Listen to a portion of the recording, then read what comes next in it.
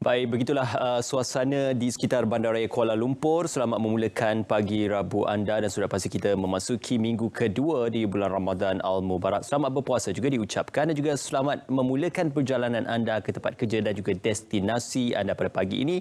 Selamat pagi Malaysia bersama dengan kami di saluran berita RTM TV1 dan RTM Klik bersama dengan saya Ismail Adnan. Dan Zalia Khairil Ismail. Selama 3 jam ini memang padat dengan info yang menarik dan juga bermanfaat, dan banyak juga topik akan kami bawakan berkait dengan aspek gaya hidup yang sihat, bagaimana untuk memudahkan lagi dan juga mengimarahkan lagi ibadah puasa kita. Ya, insya-Allah, dan juga bersangkutan dengan ibadah di bulan puasa juga untuk urusan umrah dan juga urusan haji. Yang penting kita memberikan gambaran kepada apa yang dinyatakan oleh pihak tabung haji berkaitan tentang keperluan bayaran haji bersasar untuk membantu golongan B40. Ini sebenarnya rentetan daripada peningkatan kadar dan juga kos haji yang telah pun ditetapkan oleh Kerajaan Arab Saudi. Dalam perihal ini, kerajaan mengambil cakna dan juga tabung haji mengambil cakna tentang isu itu. Antaranya subsidi masih lagi diteruskan tetapi secara bersasar mengikut tahap kemampuan dan juga pendapatan jemaah bagi membantu mereka mengerjakan ibadat tersebut. Dan setakat ini banyak aspek diambil kira, terutamanya dari segi pandangan akademik, ahli ekonomi, ejen pelancongan dan juga kerajaan untuk membuat satu lagi struktur bayaran haji yang seperti dikatakan oleh Ismail tadi lebih bersasar dan dapat memberikan lebih bantuan kepada mereka yang ingin melakukan ibadah haji tersebut tapi mempunyai masalah kemampuan. Jadi diharapkan ini dapat digariskan dengan lebih baik selepas ini. Cuma pertimbangan berkenaan apakah penambahan kota untuk menghantar jemaah haji ke Arab Saudi dan juga ke Tanah Suci masih lagi dalam pertimbangan antara pihak kerajaan Malaysia dan juga pihak kerajaan Arab Saudi untuk dipertimbangkan berhasil daripada isu kenaikan kos bagi mengerjakan haji dan juga umrah. Dan seterusnya juga ini perkongsian berkenaan isu 16 warga Malaysia dipaksa kerja sebagai skamer di Kemboja. Ini antara yang dinyatakan oleh pihak kementerian khususnya kepada kehidupan 16 rakyat Malaysia yang dipaksa bekerja sebagai skamer ataupun penipuan secara dalam talian di Kemboja dikawal anggota sindiket dan bersenjata api. Dan malang sekali mereka dijanjikan gaji RM7,000 sebulan namun tidak mendapat pendapatan tersebut, malah hanya diberikan kad tunai untuk mendapatkan makanan dan bekalan harian, dan sekiranya dia dapat cuba untuk melarikan diri akan dikasari secara fizikal, malah dikenakan renjatan elektrik. Dan hasil kerjasama Polis Raja Malaysia dan juga Interpol dan juga Polis ASEAN dan juga Polis negara Kemboja sendiri berjaya menyelamatkan mereka ini dan dibawa pulang telah sampai di KLIA 2 semalam. Itu merupakan suatu jenayah yang dikatakan sebagai jenayah penahanan tidak sah, dan juga antara menyelesaikan isu ini ia juga melibatkan kerjasama dua kerajaan bagi penyelesaian yang lebih lanjut berkaitan isu tersebut. Ini juga berkaitan tentang 12 rakyat Malaysia ditahan di Kemboja dibawa pulang. Rentetan daripada isu tadi sudah pun dibawa pulang dan kita boleh baca perkongsiannya di sini tentang bagaimana mereka disahkan positif COVID-19 tetapi telah pun dikuarantin dan juga selamat dibawa pulang.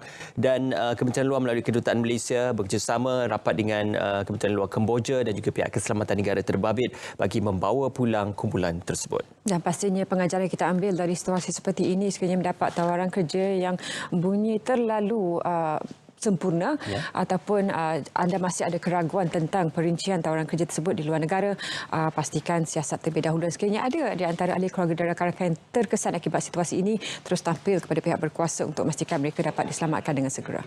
Kadang-kadang it's too good to be true. Jadi perkara-perkara seperti ini perlukan penilaian dan juga perlu berwaspada bagi setiap rakyat Malaysia. Kita juga nak membawakan sedikit berkenaan tentang menjelang perayaan Hari Raya Aidilfitri. Tiket bas ekspres untuk pulang ke kampung halaman bersempena dengan perayaan ini naik 10 hingga 20%. Ini kerisauan yang dinyatakan oleh pengguna khususnya, dan apa yang penting adalah kenaikan tersebut berkuat kuasa sepanjang tempoh sah laku perubahan sementara LPS yang bermula 29 April hingga 8 Mei, dan ini dinyatakan oleh Persatuan Pengusaha Bas seluruh Malaysia. Perkongsian laut berlanjut boleh dibaca dan juga boleh didapatkan di ruangan akhbar-akhbar tempatan. Juga kerisauan ramai yang akan pulang ke kampung halaman ataupun mengembara sepanjang waktu perayaan ini, iaitu tiket kapal terbang juga, penerbangan juga dijagakan meningkat.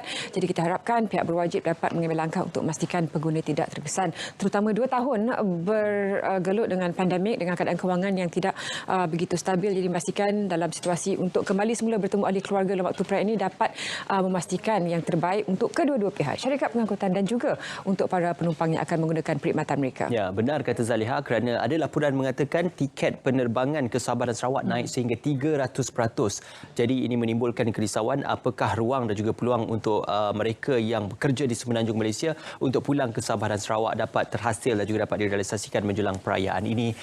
Sedikit juga berkenaan isu luar negara, negeri Pennsylvania ataupun di bandar Philadelphia menjadi negeri yang pertama di Amerika Syarikat untuk melaksanakan kembali syarat wajib memakai pelitup separuh muka di tempat tertutup ataupun tempat awam seperti restoran, sekolah dan juga premis bermula pada minggu hadapan. Dan juga kami kongsikan apa yang menarik dalam Selamat Pagi Malaysia untuk edisi pagi ini.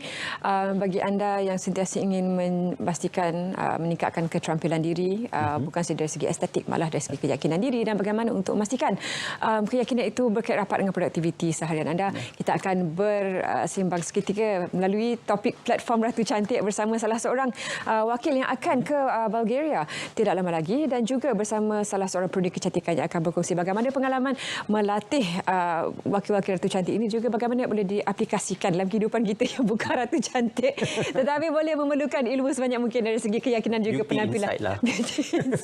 Keterampilan dalaman dan juga luaran. Seterusnya dalam Selamat Pagi Malaysia juga topik seperti biasa kita bersiaran bersama rakan-rakan DJ kita. Juga yang penting bagaimana bebas asap dengan bekak Ramadan. Saya rasa topik untuk berhenti ataupun mengurangkan merokok ini memang salah satu yang sangat mencabar di kalangan perokok. Tapi apapun kita yakin langkah kecil sebanyak mungkin yang boleh dikongsikan dengan pakar kesihatan akan bersama kami di studio pada pagi ini. Ya, bukan saja merokok ataupun rokok tetapi vape juga mungkin boleh menimbulkan persoalan apakah amalan seperti ini adalah digambarkan sebagai amalan yang sihat dalam kalangan masyarakat untuk diteruskan. Juga kita akan bercakap tentang misi Squad Lawn Balls Malaysia untuk bercakap tentang apakah harapan dan juga bagaimana sasaran mereka untuk kejohanan yang akan datang. Banyak lagi perkongsian kita akan kongsikan bersama dengan anda. Kita nak berehat seketika. Kembali selepasnya. Selamat Pagi Malaysia. Pagi ini bersama rakan-rakan DJ kita untuk sesi pagi nanti di Utara. Teruskan bersama kami dalam Selamat Pagi Malaysia.